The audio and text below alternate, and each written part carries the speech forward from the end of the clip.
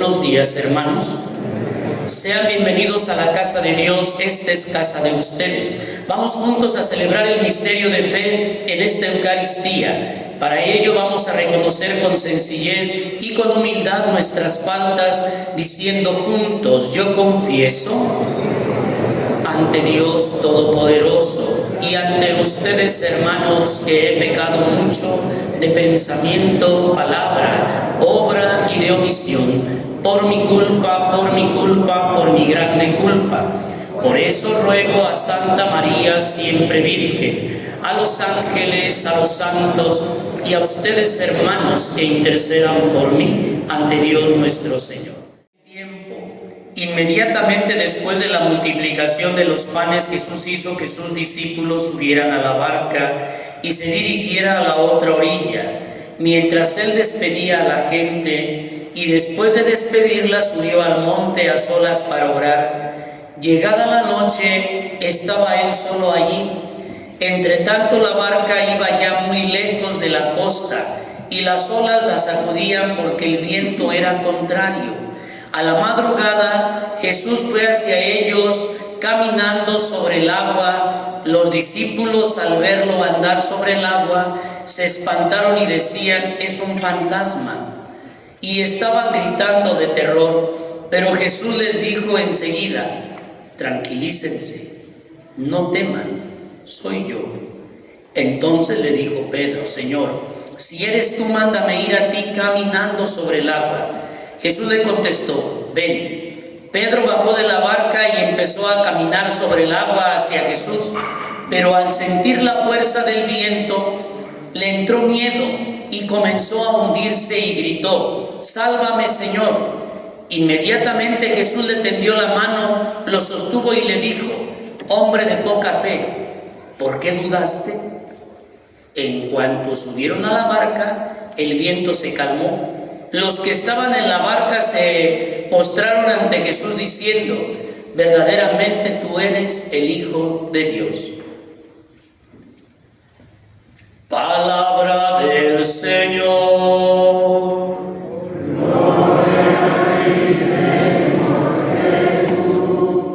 Enseñanza para cada uno de nosotros, si así lo queremos nosotros.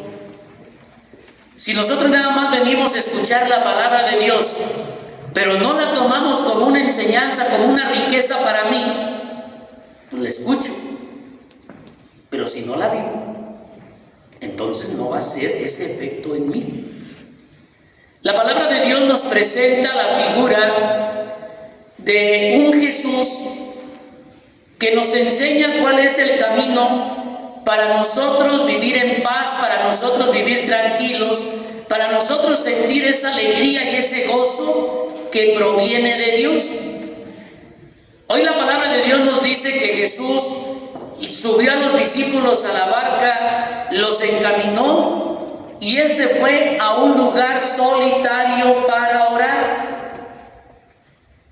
Esto nos enseña que los momentos de silencio, que los momentos de soledad son momentos privilegiados vivirlos. Los momentos de soledad son momentos que debemos de valorar. Hay gente que le tiene miedo a vivir solo, le tiene miedo a la soledad. Hay gente muy ruidosa. Y hoy la palabra de Dios nos dice: ¿por qué ir a los momentos de silencio? Porque los momentos de silencio es donde me voy a cargar de energía, donde voy a tomar buenas decisiones, donde voy a analizar y revisar mis proyectos, donde me voy a encontrar con Dios.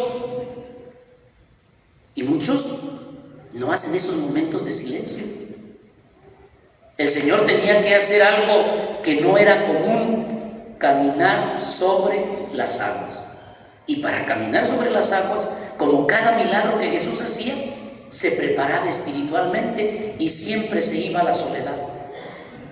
Si nosotros en la vida queremos cambiar cosas en nuestra vida, si queremos tomar buenas decisiones, si queremos acertar en nuestras decisiones, si queremos alcanzar proyectos, metas, tenemos que ir a la soledad, al silencio, a la oración.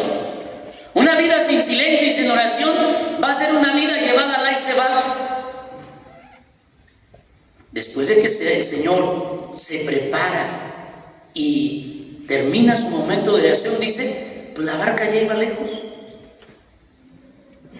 Y él empezó a caminar sobre el agua y empezó a buscar, andar hasta donde los discípulos estaban en la barca. Y Jesucristo se encontró con los discípulos que estaban en un conflicto. Miedo, temor por la cuestión. Vamos a contar con Cristo en todo momento. Y Jesús va donde están los discípulos que se encuentran con miedo, con temor, con angustia. ¿Por qué? Porque el viento era contrario a ellos. La barca se zarandeaba, pensaban que se iba a hundir. Y luego de repente Jesús aparece caminando sobre las aguas. Dice, lo confundieron con un fantasma y echaban gritos de terror. Pero de repente la voz de Jesús aparece y les dice, cálmense, tranquilícense, no tengan miedo.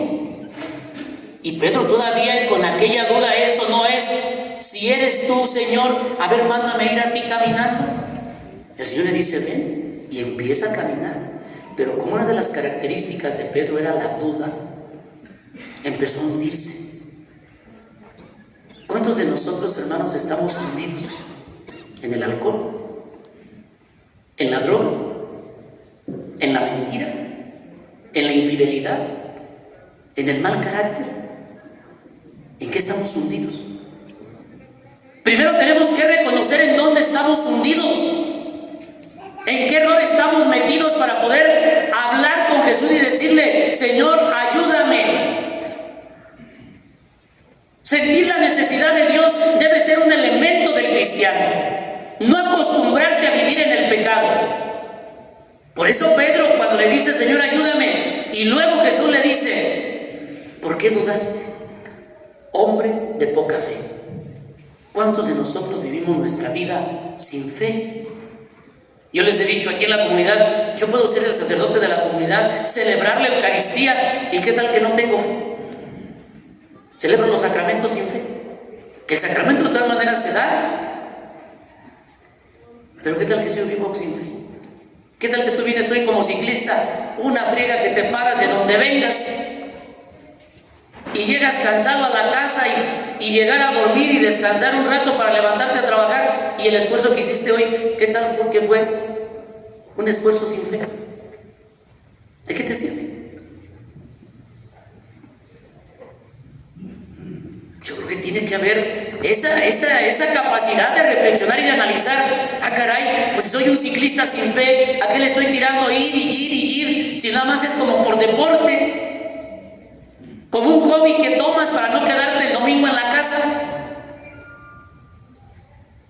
Para el que no trajo a su mujer para descansar de su mujer un rato.